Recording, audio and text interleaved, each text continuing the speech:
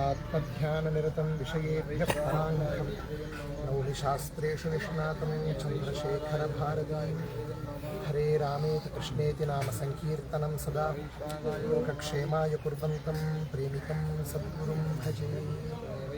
सद्गुरुचरणारविन्दाभ्यां नमः। विघ्नेश्वराय नमः। పరమ పవిత్రమైనటువంటి పట్టిసీమ క్షేత్రంలో గోదావరి తీరంలో అద్భుతమైనటువంటి ఈ యాగము లోకోత్తరంగా జరుగుతుంది.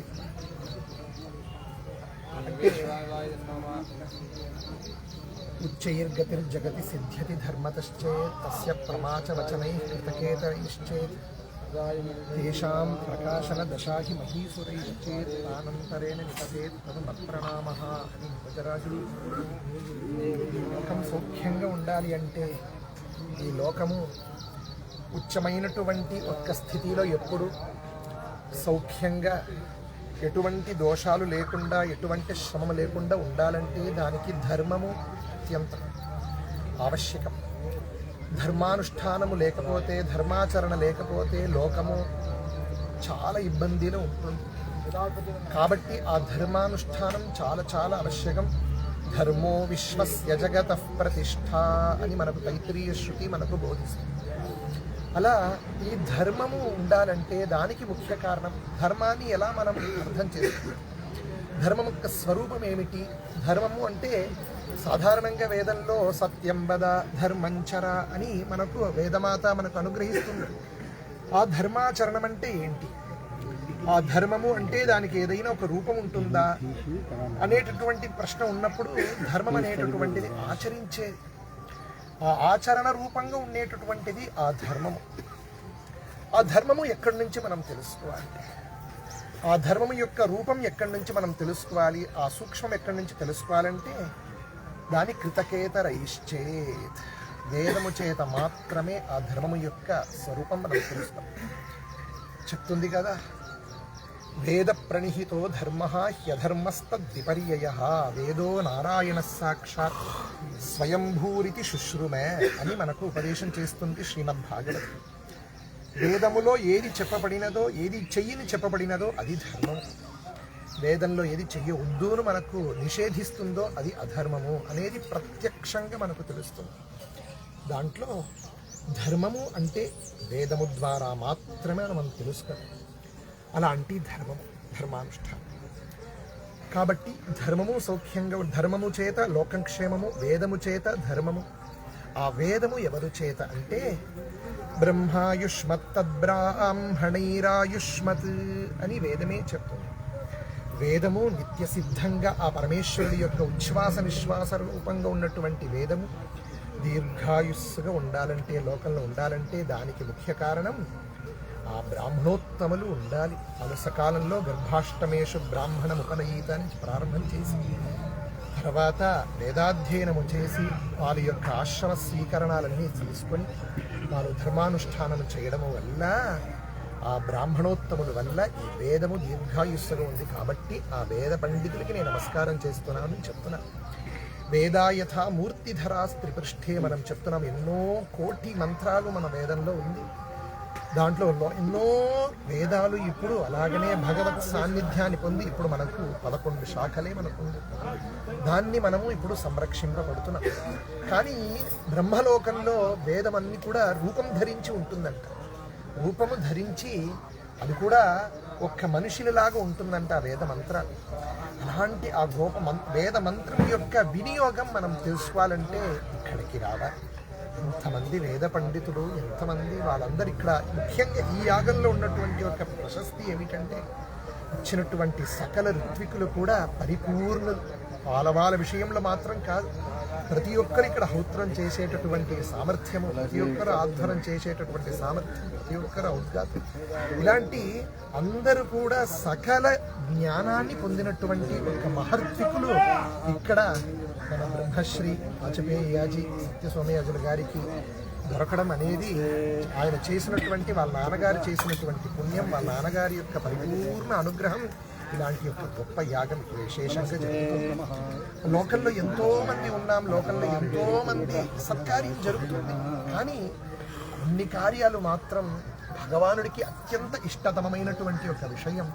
అంటే భగవానుడిని సాక్షాత్గా మనం చూడగలం. ఇక్కడ ఇంత బ్రహ్మాండమైనటువంటి ఈ చితిలో భగవానుడు ఇక్కడ అగ్ని స్వరూపంగా అక్కడ ప్రకాశిస్తున్నాడు. సాక్షాత్ మనం 2 రోజుల ముందు చూసాం, మనం అక్కడ శతరుద్రీయాన్ని మనం దర్శనం చేశాము. తర్వాత ఎంత అద్భుతం ఇవన్నీ మనం ఎక్కడేం చూడగలుగుతాం. ఆ లోకంలో ఉండే వాళ్ళందరికీ కూడా రుద్రం ఎక్కడ అంటే వాళ్ళ ఇంట్లో చేస్తున్నటువంటి ఆ పరమేశ్వరుడు ఆరాధనకి దానికి కూడా సత్యమే. ఎక్కడో రుద్రీకాదశి ఇవన్నీ చేస్తున్నాం, ఇవన్నీ కూడా మన స్మార్థంగా మనం దాన్ని చూస్తున్నాం. కానీ శ్రౌతంగా ఉన్నటువంటి ఆ శతరుద్రీయాన్ని చూడాలంటే ఇక్కడికి రావాలి. అది ఏమో అప్పుడప్పుడు రోజేదో జరిగేది కాదు, చాలా దుర్లభం, చాలా దుర్లభం. ఇలాంటి చెప్తున్నారు ఆదిశంకర భగవత్పాదాచార్యుల వారు చివరిగా ఆయన ఉపదేశ పంచకంలో వేదో నిత్యమధీయతాం తదుదితం కర్మ స్వనుష్ఠీయతాం తేన ఈశస్య విధీయతాం అపచితి కామ్యే మతిస్త్యజ్యతాం అని మనకు ఉపదేశం చేస్తున్నారు.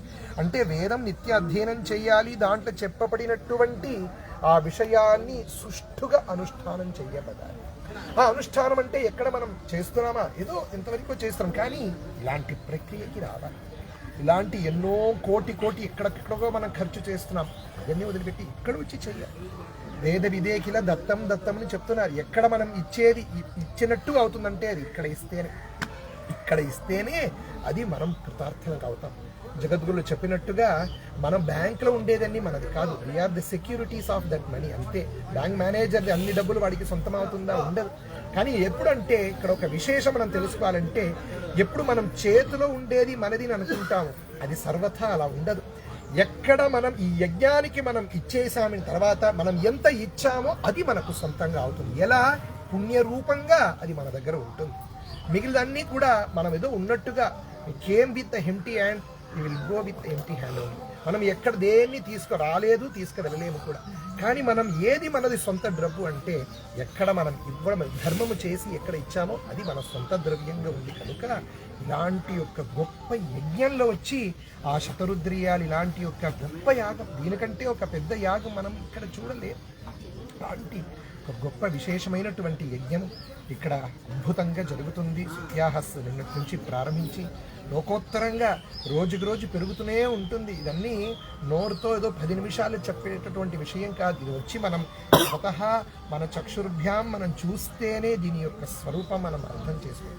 అలాంటి గొప్ప యాగానికి లోకంలో ఇది ఎవరందరూ చూస్తున్నారు, అందరూ రండి, రోజైన రండి, 10 నిమిషంగా మనం ఉంటే. ఎందుకంటే వేదం మొత్తం వేదాహి యజ్ఞార్థం అభిప్రవృత్త అని మనకు చెప్తున్నారు. కాబట్టి వేదంలో ఉన్నట్టు ఒక్కొక్కటి కూడా దాని యొక్క వినియోగం మనం చూడాలంటే ఇక్కడ రావాలి.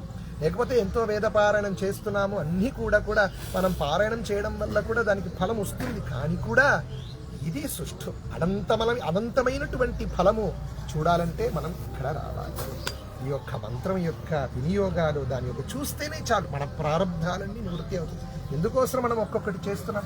మన పాపాలన్నీ నివృత్తి అయ్యి మన పుణ్యాత్మలుగా ఉండాలని భగవానుడు అష్టాదశాధ్యాయంలో చెప్తున్నాడు. లాస్ట్ చివరిగా నా యొక్క సొంత మతం నానా ఏది కూడా త్యాజ్యం, దీన్ని త్యాజ్యం చెయ్యకూడదు. ఎందుకంటే ఏదైనా మనం సర్వథా సన్యాసం అనేది వెనక ఉంటుంది, కానీ యజ్ఞం అనేది మనం వదలకూడదు. ఎందుకంటే ఇది కూడా దీంట్లో కూడా సాక్షాత్ బ్రహ్మస్వరూపంగా ఆ అగ్ని భగవాన్ని మనం చూస్తున్నాం.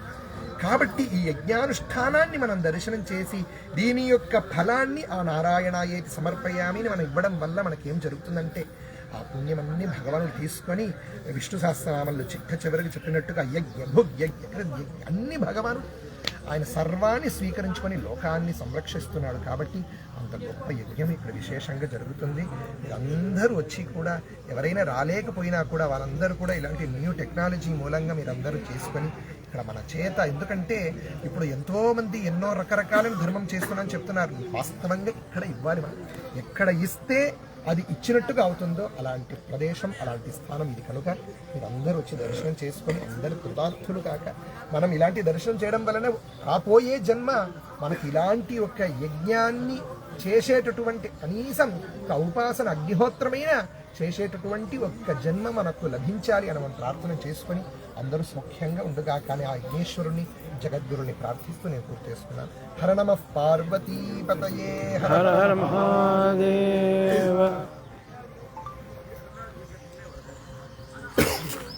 చాలా మంచి విషయాలు చెప్పారు.